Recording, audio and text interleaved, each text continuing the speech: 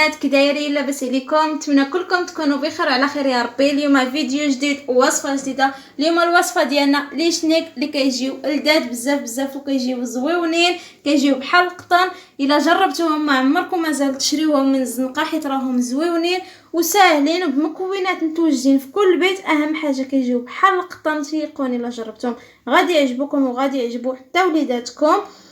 وشكرا بزاف للناس اللي متابعيني ومدعميني، شكرا لكم بزاف. ونخليكم مع المقادير وطريقه التحضير.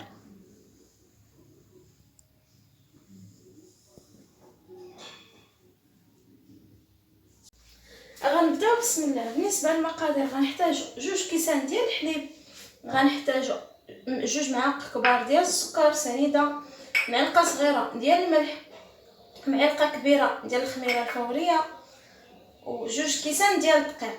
نفس العبار ديال الدقيق هو العبار ديال الحليب. بالنسبه للحليب الا ما عندكمش تقدروا تعوضوه بالحليب المجفف ما يسمى بنيدو، ديروا 2 معالق ديال الحليب المجفف وديروا 2 كيسان ديال الماء. الا عندكم الا ما عندكمش الا عندكم تقدروا ديروا الحليب. غنبداو بسم الله. غنهزو دوك 2 كيسان ديال الحليب غنكبوهم في الاناء باش غنخدموا. الحليب يكون دافي البنات،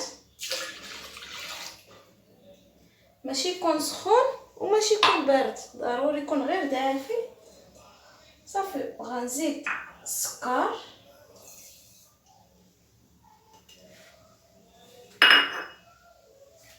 غنزيد الخميره وغنبدا نحرك باش ديك الخميره تفاعل ليا هي والسكر.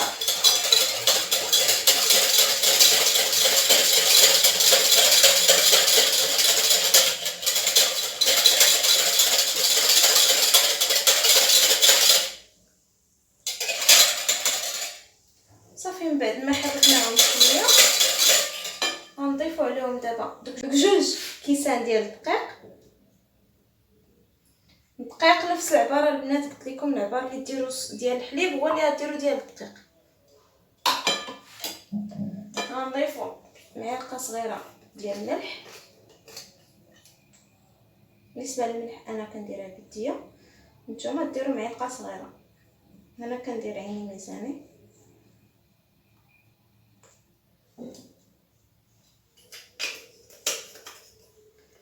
صافي دابا غنخلط المكونات مزيان بسم الله.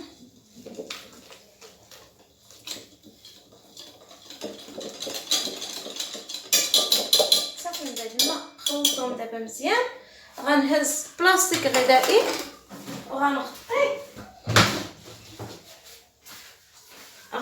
الخليط ديالنا بلاستيك غذائي وغنخليه لمده ديال 10 دقائق يختمر 10 دقائق ونرجع لكم ان شاء الله. صافي البنات من بعد ما خليت الخليط ديالنا لمده ديال 10 دقائق ترتاح مزيان، هزيت هنا 3 الكيسان ديال الدقيق ونصف كاس ديال الزيت روميه. بالنسبه للعباره البنات نفس العبار باش عبرت في الاول باش غنعبر في الثاني. الكيسان باش عبرت في الاول باش عبرت نتوما الا عبرتوا بكيسان كبار تعبروا بنفس كيسان كبار، عبرتوا بالزلايف تعبروا بنفس الزلايف. المهم ضروري يكون نفس العبار. دابا من بعد ما خلينا مده ديال 10 دقائق حتى تضاعف الحجم ديالها هكا كتولي كيتضاعف الحجم ديالها. غنزيد عليها دوك 3 الكيسان ديال الدقيق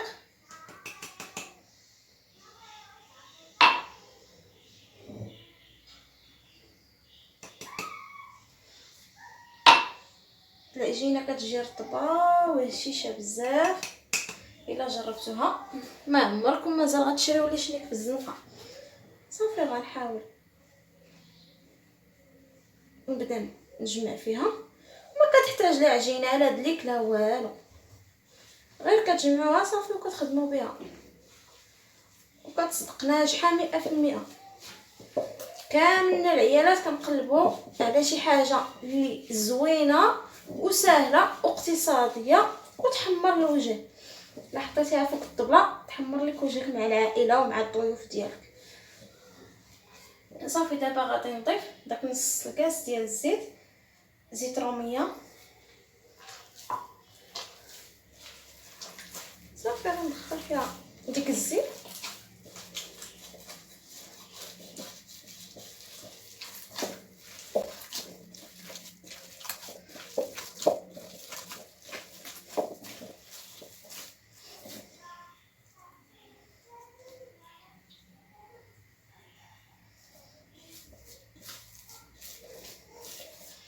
صافي ها هي العجينه ديالنا صبحات واجده.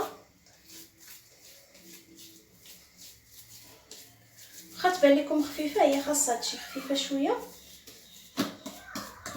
ها واخا هكاك راه ما كتلصقش في اليدين، شفتوا؟ ها كتلصقش في اليدين. غنخليها ترتاح المده ديال 5 دقائق فقط، غير 5 دقائق ونرجع لكم. صافي البنات من بعد ما خليت العجينه ديالي 5 دقائق ارتاحت، بما وجدت العماره باش غنعمر. عندي هنا كونفيتور اللي كتكون سائله، هذيك المشماش كونفيتور المشماش السائله الفريز كلشي كيعرفها هي. وعندي هنا فواكه المعسله، عندي غير شويه هما باش درت. وعندي هنا الزبيب اللي هزيتو درتو في المطايب تطلق طرطق. بالنسبه للزبيب البنات الا عندكم الزبيب كحل تقدروا ديروه، هو كان احسن. انا عندي هذا اللي متوجد عندي في الدار، صافي هو اللي قلت غنخدم به. صافي غنديرهم غنحطهم على جنب، وغنهز دقيق غنديرو في بلاصه العمل باش غنخدم. وغنهز العجينه خليتها البنات غير 5 دقائق، غير ترتاح ماشي تختمر، غير ترتاح. صافي العجينه راه كتجي رطبه هشيشه، ما كتلصقش في اليدين البنات.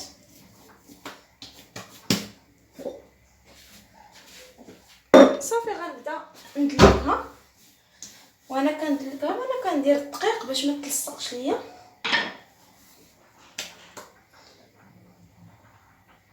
وراه كتسرح بسهوله حيت رطبه، كتسرح بسهوله.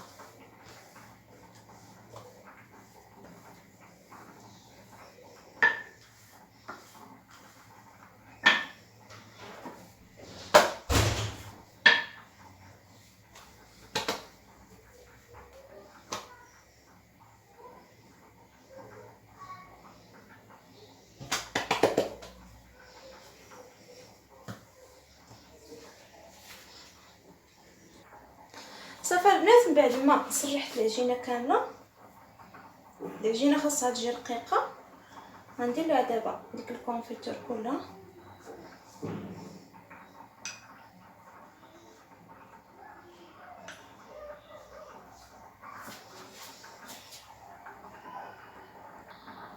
صافي البنات من بعد ما دهنتها كامله بالكونفيتور غنهز دوك الفواكه الجافه. بالنسبه للبنات العماره كل وحده تعمر داكشي اللي عندها، تقدروا تعمروا غير بالزبيب بوحدو والكونفيتور، تقدروا ديروا الكونفيتور والشكلاط والزبيب، كل واحد يدير داكشي اللي عنده في الدار. صافي وغندير الزبيب اللي عندي حتى هو.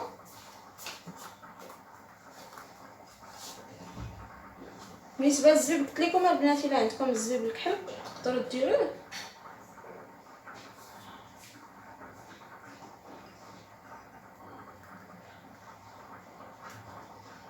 كيجيو لي شنيك زويونين رطبين بحال ديال السلحه. صافي دابا فاش عمرتهم غنبدا نرولي. بسم الله.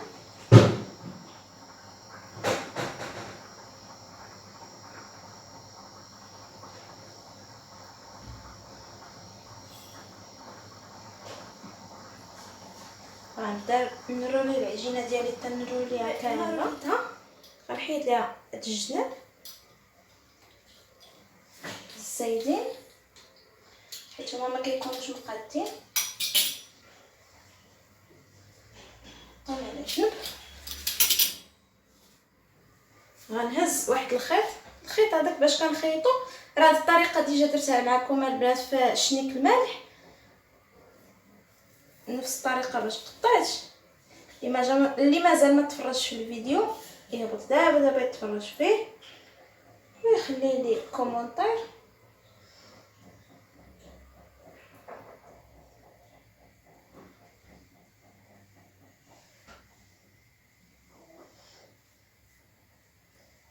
غنبدا نقطع، غندخلو من التحت، غندير بالعكس.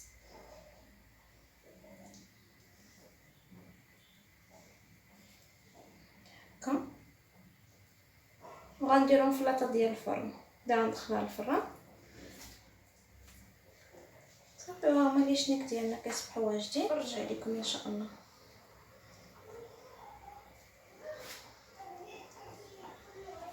صافي البنات، بعد ما كملت الكميه اللي عندي كامله غنحاول اني نبدا نحلهم شويه هكا،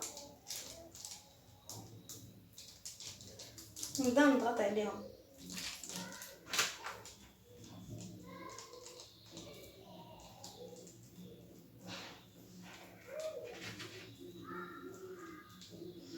كيجيو زويونين، تيقاني الا جربتوهم غادي يعجبكم بزاف. كيجيو بحال ديال المخبزات وحسن ديال المخبزات. حاجه الا صايبتيها في دارك ماشي بحال الا شريتيها، كتعرفا شنو كليتي وكتعرفا شنو درتي. وساهلين كيف ما ديما كنقلب لكم على الحاجه اللي تكون ساهله وتكون بنينه وتكون اقتصاديه. نتمنى ان الوصفات ديالي يعجبوكم كي كنقدم لكم. ساش تبقاو تخليو لي في لي كومونتير الا جربتوهم كيف جاوكم.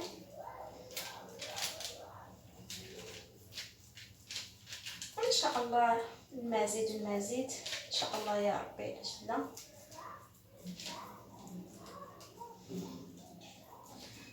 صافي غنكمل بهذه الطريقه وانا كنحل وانا كنضغط. عندي هنا القهوه والحليب، هما باش غندهنهم من الفوق. من الاحسن ديروا القهوه والحليب ان صفر البيض، حيت العجينه عندنا رطبه وهشيشه. الا درنا ليها صفر البيض يقدر تقصحها لينا من الفوق. من الاحسن ديروا غير الحليب والقهوه، حتى ما كتكونش فيهم ديك الريحه ديال البيض، ديك الزفوره ديال البيض. صافي البنات، هذا هو الشكل النهائي ديال لي شنيك بعد ما خرجتهم في الفران. كيجيو زويونين بزاف وكيجيو بحال القطن. نتمنى انكم تجربوهم. وبالنسبه للبنات الا بغيتو دهنوهم سواء بالناباج سواء بالكونفيتور من الفوق دهنوهم حتى هما كيجيو بهم زوينين. انا خليتهم هكاك. نتمنى ان الوصفه ديال اليوم تنال الاعجاب ديالكم كيف ما ديما، وما تنساوش بارطاجيو مع صحابكم باش نزيدو نكبروا العائله ديالنا كتر وكتر ان شاء الله. علاش لا. والى فيديو جديد ووصفه جديده ان شاء الله. السلام عليكم.